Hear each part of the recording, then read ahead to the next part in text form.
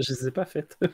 Voilà, bah écoute, ça se trouve, moi non, je suis vilaine de dire moi je serais malade et pas toi. Non, ça ne se fait pas. On va continuer du coup effectivement sur certaines reviews qu'on avait prévues. On en avait prévu deux de plus, mais bon, si Fumble il a envie d'aller plus loin, écoutez, moi, Non, on peut, on verra. Je sais pas, moi je voulais vous ça parler dépend de ce que Sarissa. personnellement. C'est la nouveauté de cette semaine du côté de chez Panini Manga et c'est même carrément la première nouveauté tout court de l'année pour Panini puisque on le sait hein, maintenant Panini a remanié un petit peu tout son catalogue et toute sa communication et du coup ils ont lancé une grande quantité de rééditions et là du coup avec Sarissa c'est leur premier vraie grosse nouveauté. C'est de la SF pour les fans de SF, mais je pense que peut-être il faut aussi un petit peu aimer tout ce qui est appareil aérien, comme par exemple voilà, des hélicos, des avions, et je m'y connais pas très bien en vocabulaire d'avion. Voilà, vraiment, je suis un petit peu une merde, littéralement. L'histoire est très intéressante parce qu'en fait, c'est même pas Sarissa juste, c'est Sarissa of Alors attendez, je vais essayer de... Sarissa of Noctilucent Cloud. Et notez un détail très important en fait sur la couverture, je ne sais pas si vous pouvez vous rendre compte, c'est donc très marqué au centre et c'est à moitié effacé sur les côtés. Ce n'est pas pour rien, en fait c'est pour faire un clin d'œil à la capacité de l'héroïne de cette histoire qui s'appelle Shinobu. Shinobu qui est une adolescente qui... finalement, est un peu comme beaucoup d'adolescentes. Elle a des problèmes avec sa famille, elle a des problèmes avec des camarades de classe, des problèmes de cœur, etc. Mais elle ne les vit pas de la même manière que les autres, parce que si elle se sent un peu effacée et un peu oubliée de tous, ce n'est pas pour rien, c'est parce que c'est vrai. En fait, elle a la capacité de se rendre invisible. On découvre dans cette histoire que, en fait, il y a quelques années, il y a je crois une météorite ou quelque chose du genre qui est tombée sur Terre et ça a provoqué, c'est pas un peu X-Men-like ça a provoqué du coup des capacités, des pouvoirs chez certains enfants en fait, qui naissaient à ce moment précis et notre petite héroïne Shinobu en fait partie. Sauf qu'évidemment à la base elle n'est pas du tout au courant et on est très pris de court au tout début puisque on voit juste qu'elle a la capacité à disparaître, qu'elle n'est pas très heureuse dans sa vie d'ailleurs on le voit hein, elle est toute tristoune mais alors page 4 genre elle se fait kidnapper.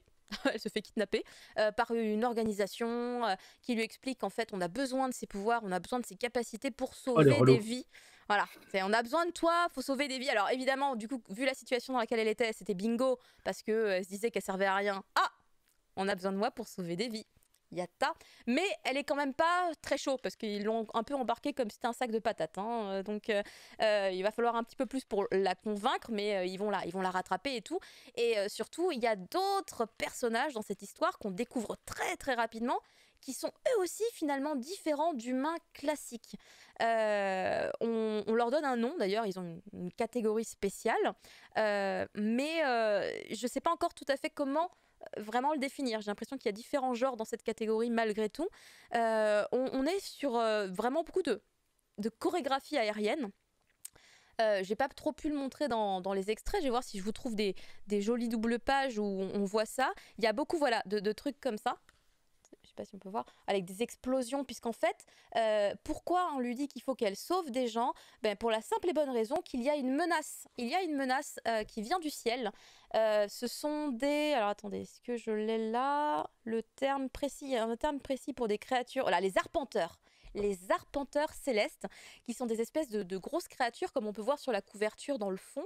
Ce sont des créatures qui viennent de très très haut, près de la stratosphère et tout. Et donc les avions, quand ils vont les chasser, ils doivent aller très très très très très très haut. Et en fait, ils attaquent la population. Donc le but de cette organisation, c'est d'aller les attaquer et les tuer, les éliminer avant qu'ils fassent du mal aux humains. Et du coup, elle se fait embarquer là-dedans. Elle essaye de comprendre un peu, du coup, comment tout se passe, etc. Elle se fait est-ce qu'on peut dire des amis, des nouvelles connaissances, en tout cas. Il y a des gens avec qui ça match hyper bien, d'autres carrément pas. Shinji ou Alors, ouais et non, parce que en vrai, j'étais en mode, on dirait Evangelion. Sauf qu'ils contrôlent pas des robots et qu'elle, si elle a des capacités, en fait, il y a toujours un pilote avec elle. Parce qu'on la fout dans des avions, effectivement. On la fout dans un avion pour que l'avion, en fait, devienne comme elle, invisible. En fait, comme elle a D'accord. la capacité à devenir invisible, si elle est dedans, l'avion peut devenir invisible et donc il peut attaquer, tu vois, de manière invisible et tout, incognito. Mais il y a d'autres personnages avec d'autres capacités totalement différentes qui vont être utilisés exactement de la même manière. Donc il y a on va dire le personnage avec des pouvoirs un peu, on va dire, et le pilote. Voilà, il y a un pilote et Mmh. un jeune. Voilà, parce que évidemment le lien avec Evangelion, c'est que c'est des adolescents. Enfin, j'ai pas eu l'impression de voir plus que des ados, mais après, le graphisme me permet pas trop de me prononcer non plus. Je le trouve très particulier.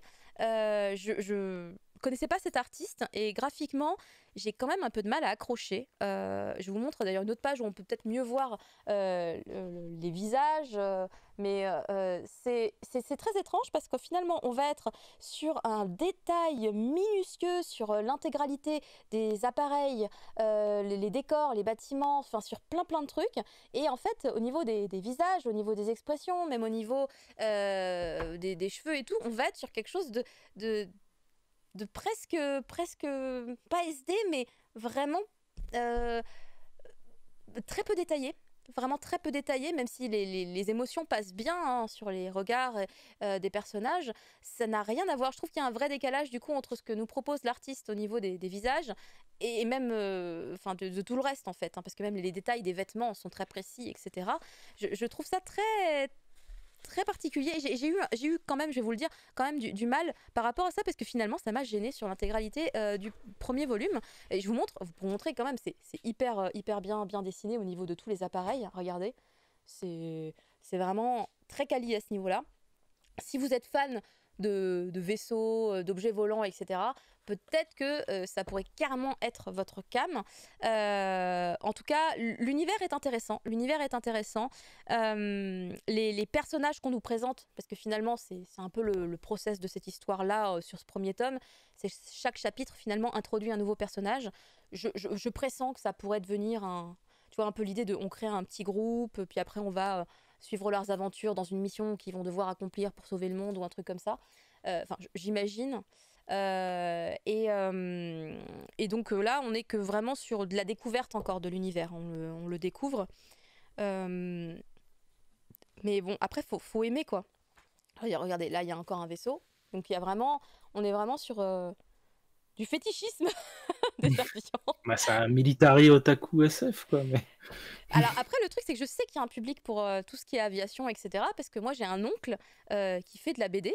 Sa BD existe, elle est vendue et tout. Ça s'appelle Mission Kimono et il fait ça depuis des années et des années. Et c'est vraiment très axé avion. Les avions sont très détaillés. On se base sur des modèles existants. Ils sont reproduits au détail près, au millimètre près et tout. Là, évidemment, je pense qu'on est quand même plus sur des trucs potentiellement inventés. Je suis pas sûre qu'il y ait un modèle précis qui soit pris en exemple, mais après tout, je ne sais pas, vu que je n'y connais rien en avion.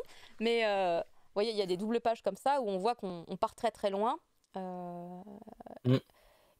et que bon, les combats se passent donc très haut. Mais il y a du combat, voilà, donc faut aussi se positionner comme ça. Mais j'ai malheureusement eu du mal à me mettre dedans quand même beaucoup à cause du graphisme et je trouve ça dommage parce que quand on est fan de SF, je pense que c'est carrément cool. Et en dehors des visages, tout est extrêmement bien reproduit, l'intensité des combats, l'intensité des impacts, quand il y a des impacts, quand il y a des coups, c'est vraiment très fort à ce niveau-là. Vraiment très réussi.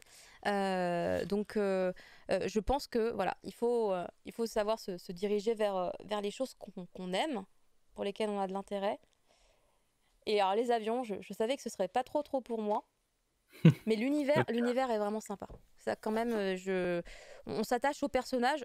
Pas l'héroïne d'ailleurs. Moi, je me suis pas attachée à l'héroïne. Je me suis attachée à un autre personnage qui est juste trop parfait. Qui est parfait, qui est gentil, qui est attentionné. C'est un peu le Gojo tu vois, de Sexy Cosplay Doll, le Gojo de Sarissa.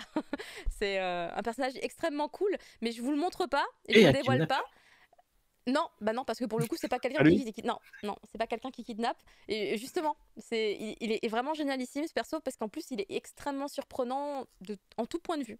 Et c'est pour ça que je vous le montre pas, pour vous laisser la surprise, parce que je pense que c'est un des éléments, là, pour le coup, vraiment important à découvrir soi-même. Donc voilà, c'était mon avis sur ce premier tome de Sarissa qui donc sort demain chez Panini Manga. Et toi donc Fumble, tu vas nous parler de ce one shot qui va sortir du coup chez Nobinobi, le magnifique, la